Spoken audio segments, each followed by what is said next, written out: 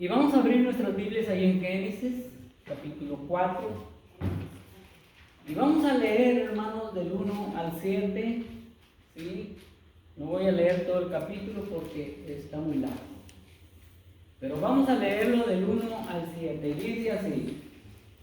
Dice: conoció Adán a su mujer Eva, la cual concibió y dio a luz a Caín. Y dijo: por voluntad de Jehová he adquirido varón.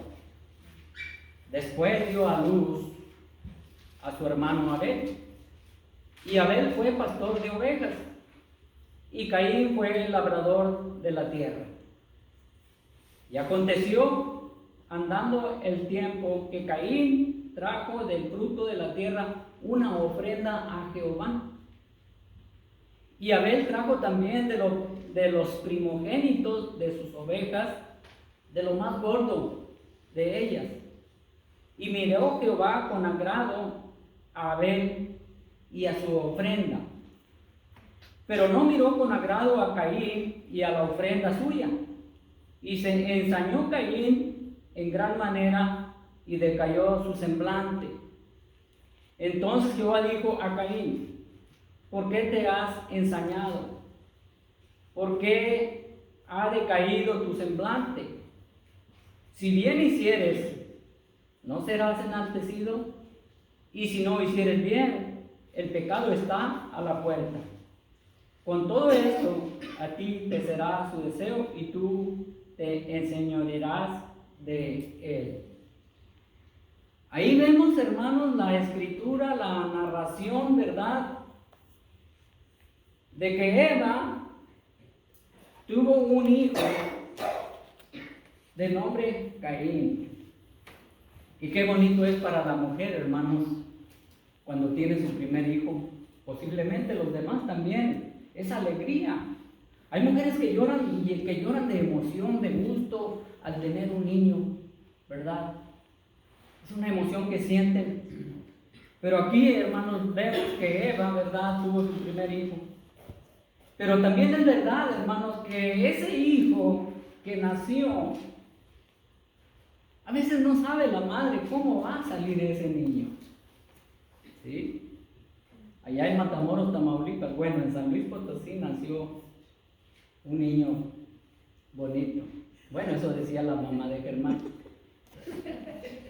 Pero al paso del tiempo, ella quizás derramó lágrimas porque este hijo que había dado a luz comenzó en las calles de Matamoros y se enredó en todas las cosas que no debería de enredarse.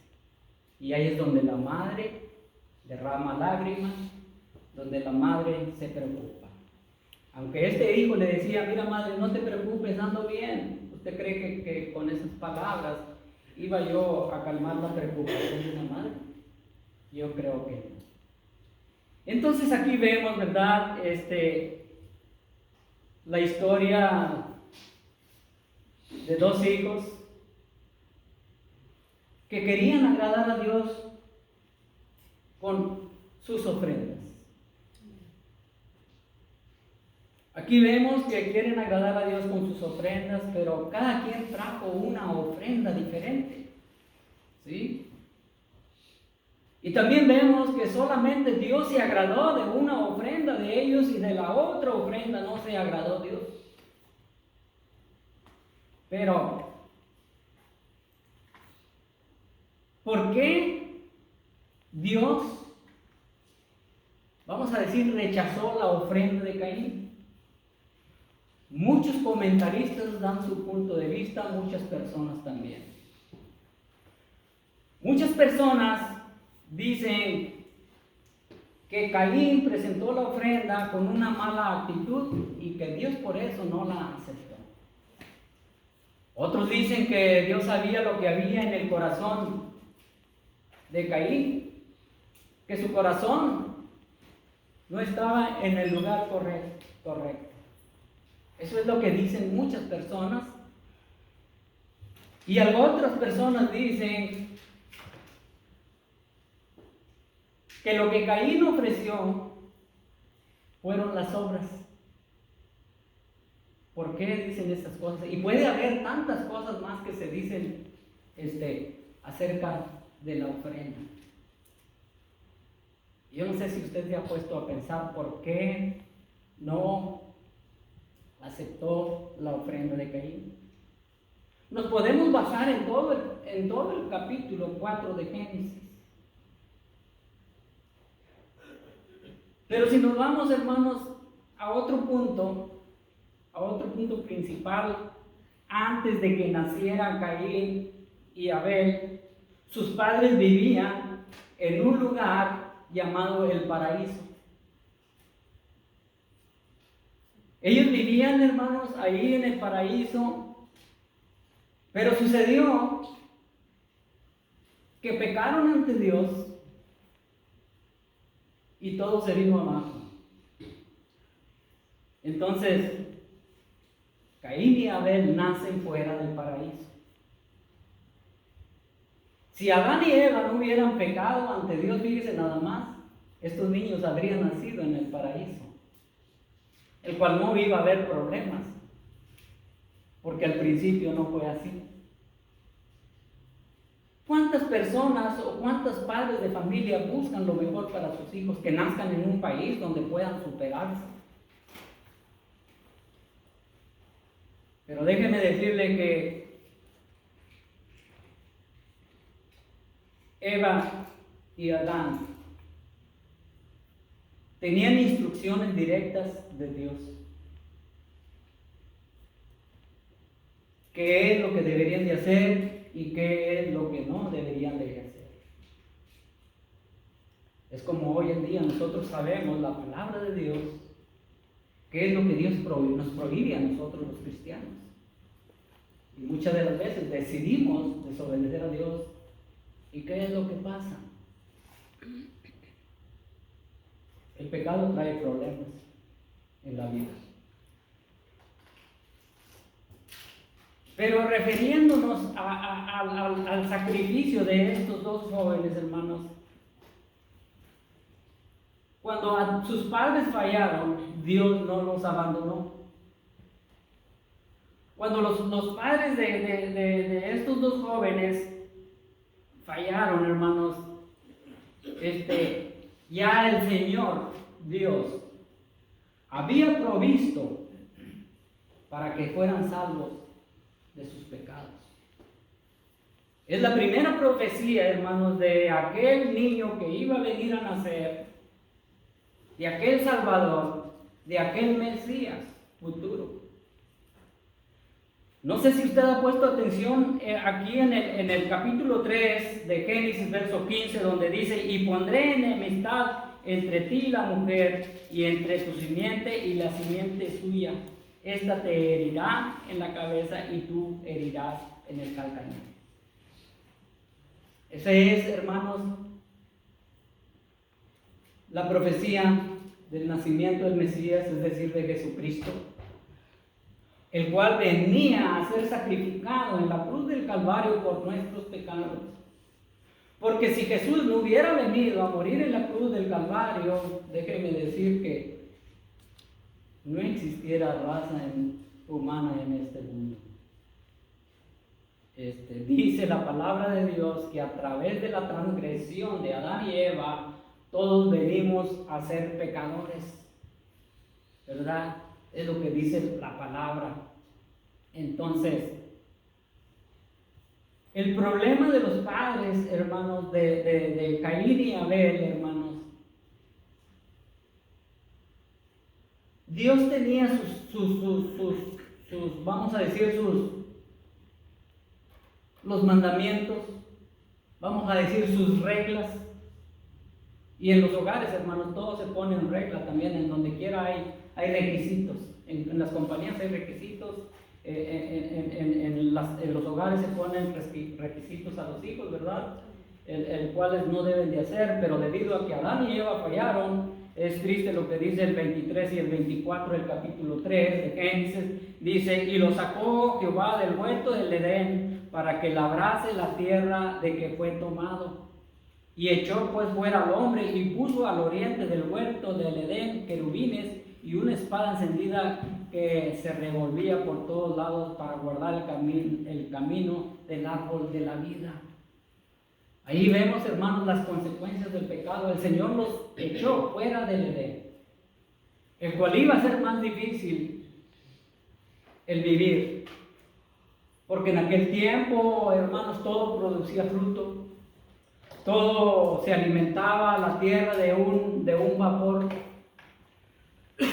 Y ahora tenían que, hermanos, labrar la tierra, trabajar la tierra. Usted sabe la sentencia que dio el Señor, ¿verdad? Que dijo, ahora sí, con el sudor de tu frente. Entonces allí vemos. Pero la pregunta, hermano, sigue diciendo, entonces, ¿cuál fue la verdadera razón, verdad, de que Dios no aceptó la ofrenda de Caín? Pues aquí vemos que dice que el verso 4 dice, y Abel trajo también de los primogénitos de sus ovejas, de lo más gordo de ellas, y miró Jehová con agrado a Abel y su ofrenda. ¿Por qué, hermanos? Porque trajo de lo mejor. ¿Sabe por qué? Porque Dios aceptó el sacrificio de Abel. Porque Abel aprendió la manera correcta de pedir perdón a Dios por sus pecados. Al aceptar por fe la futura sangre de un Mesías que lo restauraría y lo salvaría del pecado y de la muerte. Y comprendió que cuando degollaban una oveja, esa representaba la futura sangre preciosa de Jesús. Y por esa gran fe, los pecados le eran quitados. Esa fue la razón, hermanos. Porque quedó testimonio de este hombre. Quedó testimonio de Abel y de Caín. Y el escritor Hebreos escribió, por allá en Hebreos capítulo 11, verso 4, escribió algo así. Por la fe Abel ofreció a Dios más excelente sacrificio que Caín, por lo cual alcanzó testimonio de que era justo, dando Dios testimonio de sus ofrendas, y muerto aún, habla por ellas. Esa fue la razón, porque Dios aceptó esa ofrenda. Es decir, que cuando uno, hermanos, trae ofrenda al Señor, no es porque tenga que dar, no es porque la Biblia me dice. Cuando usted viene con un corazón abierto, el querer agradar a Dios, ¿verdad? Que es difícil agradar a Dios. Entonces Dios toma en cuenta su ofrenda. No porque tenga que dar, no porque tiene que hacer, no porque esto y lo otro. No. ¿Qué es lo que dice en el Nuevo Testamento? En los Evangelios. Dios ama al dador alegre. Dios ama al dador alegre, pero también dice, si traes tu ofrenda al altar, ve y reconcíliate primero con tu hermano y después trae la ofrenda. Porque si va a traer la ofrenda y pues anda bien mal con su prójimo y todo eso, y viene y deposita la ofrenda, Dios no la mira con la cara. Como quiere que la ofrenda, porque si no, no va a dar ofrenda. Hermanos, ahí vemos. ¿No fue lo mismo que hizo Abraham cuando fue probado por el Señor? Que dijo que quería que presentara, ¿verdad?, como sacrificio a su único hijo, al que amaba más. Qué duro es, ¿verdad? ¿Cómo yo oiga, pues si Dios me promete, ¿verdad?, descendencia, ¿y cómo es que yo voy a sacrificar a ese niño? Cuando Abraham iba, Abraham obedeció. Yo no sé qué iba pensando Abraham. Yo no sé si Abraham en el camino iba pensando, bueno, pues voy a hacer sacrificio, lo voy a sacrificar, posiblemente el Señor lo va a resucitar o qué sé yo. El caso es que él fue, ¿verdad?, obediente al Señor. Y se lo voy a leerle unos cuantos textos aquí, para que mire de verdad de Abraham, cómo Abraham lo dice. Abraham dice aquí, y tomó Abraham la leña del holocausto y lo puso sobre Isaac, su hijo, y él tomó en su mano, y él tomó en su mano el fuego y el cuchillo, y fueron ambos juntos. Entonces habló Isaac a Abraham, su padre, y dijo, Padre mío. Y él respondió, heme aquí mi hijo. Y él dijo, he aquí el fuego y la leña, mas ¿dónde está el cordero para el holocausto? Eso le dijo el hijo a Abraham. Él no miraba el cordero para el holocausto, ¿verdad? Pero aquí vemos, ¿verdad? A este hijo, que también este hijo era obediente. Y él respondió, heme aquí mi hijo. Y él dijo, he aquí el fuego y la leña, mas ¿dónde está el cordero para el holocausto? Y respondió Abraham, Dios se proveerá del cordero para el holocausto, hijo mío. E iban juntos. Y cuando llegaron al lugar que Dios le había dicho, edificó a Abraham un altar y compuso la leña y ató a su hijo y lo puso en el altar sobre la leña. Y extendió Abraham su mano y tomó el cuchillo para degollar a su hijo. Entonces el ángel de Jehová le dio voces desde el cielo y dijo, Abraham, Abraham. Y él respondió, heme aquí. Y dijo, no extiendas tu mano sobre el muchacho, ni le hagas nada, porque ya conozco que temes a Dios, por cuanto no me rehusaste tu hijo, tu único. Entonces alzó Abraham sus ojos y miró aquí, y he aquí a sus espaldas un carnero trabado en un zarzal por sus cuernos. Y fue Abraham y tomó el carnero y lo ofreció en holocausto en lugar de su hijo. Y llamó a Abraham el nombre de aquel lugar, Jehová proveerá. Por tanto dice hoy, en el monte de Jehová será provisto. Eso fue, hermanos, lo que Abraham hizo. Él obedeció al Señor. Y tenemos, hermanos, muchas evidencias de los sacrificios que se llevaron en aquel tiempo. Usted conoce a Job. Job hacía sacrificios, hermanos, cada día, porque él pensaba, si mis hijos habrán fallado, y él hacía holocausto. Vemos también los israelitas allá en aquel tiempo del Éxodo, cuando ellos, ¿verdad? Cuando ellos también hacían este ritualismo, ¿verdad? Cuando cubrieron con sangre el dintel de las casas para que el ángel no matara a sus primogénitos. ¿Ustedes recuerdan eso, verdad? Amén.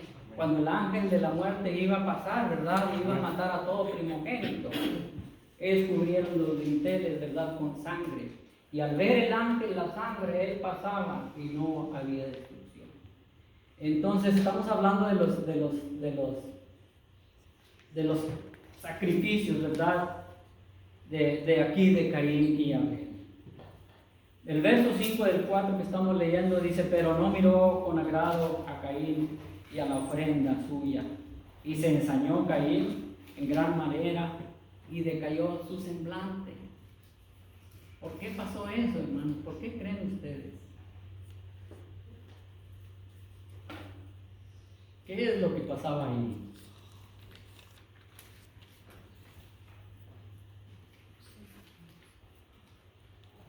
¿Qué hay de mal en la ofrenda de Caín?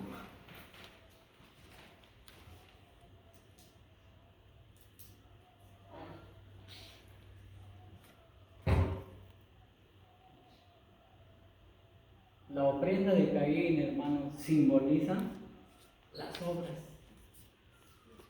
simbolizan las obras. Recuerde que trajeron dos diferentes ofrendas. Es verdad que en aquel tiempo había varios tipos de ofrendas en aquel tiempo. Yo sé que usted lo sabe. Entonces,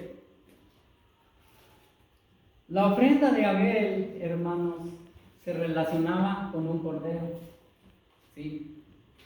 Un sacrificio animal, lo cual implica derramamiento de sangre. Dios aceptó esa ofrenda porque esa era la única forma en que el hombre puede recibir perdón.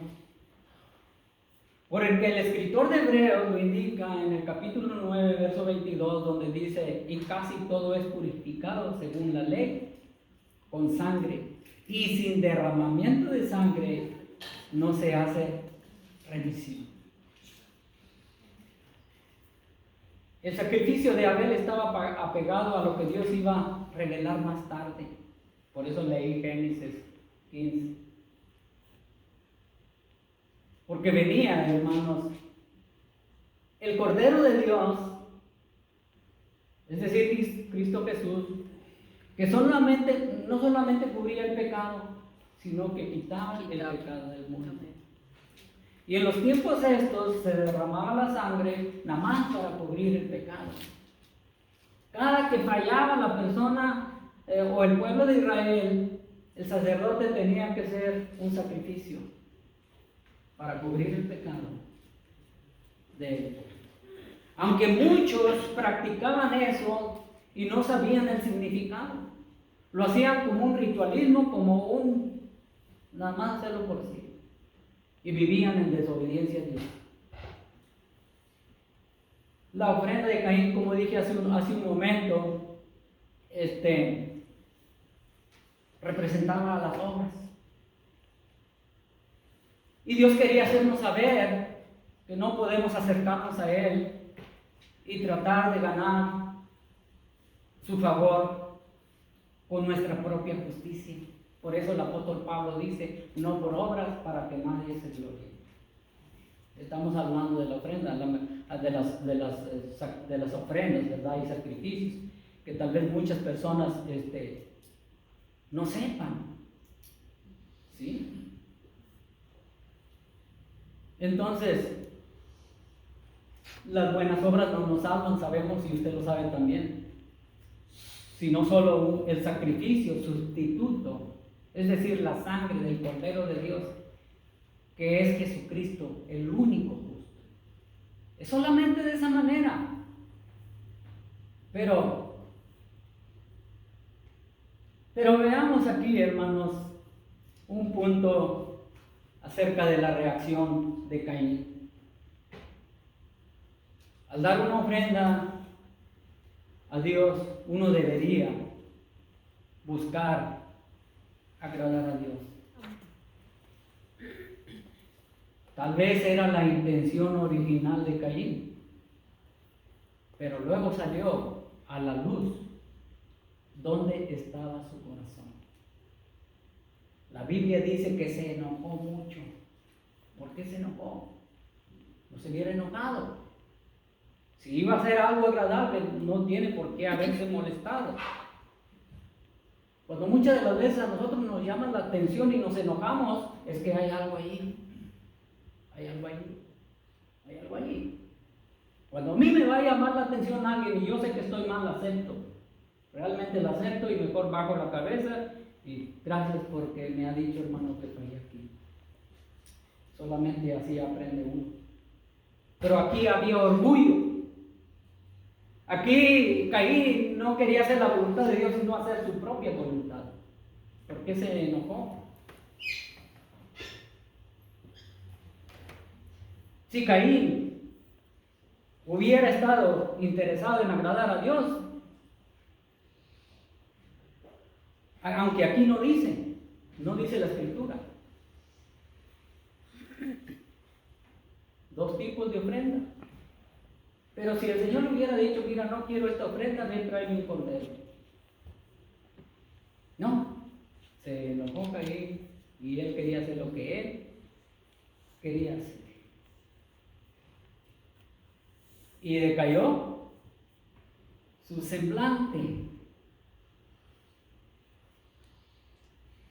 Evidentemente, él estaba más interesado en hacer lo que quería, lo que le daba la gana de hacer, en vez de agradar a Dios. El proverbista escribe unas palabras allá en Proverbios 15:8, dice: el sacrificio de los impíos es abominación a Jehová.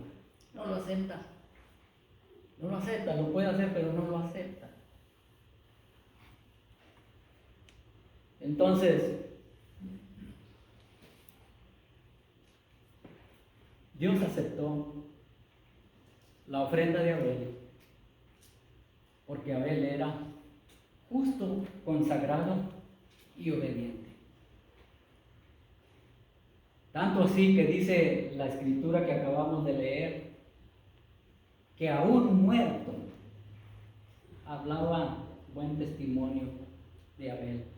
Hay muertos que dejan un testimonio vivo, pero hay vivos que dejan un testimonio muerto, hermano. Es la verdad. Cuando nosotros tenemos una verdadera relación con el Señor, va a haber buen testimonio.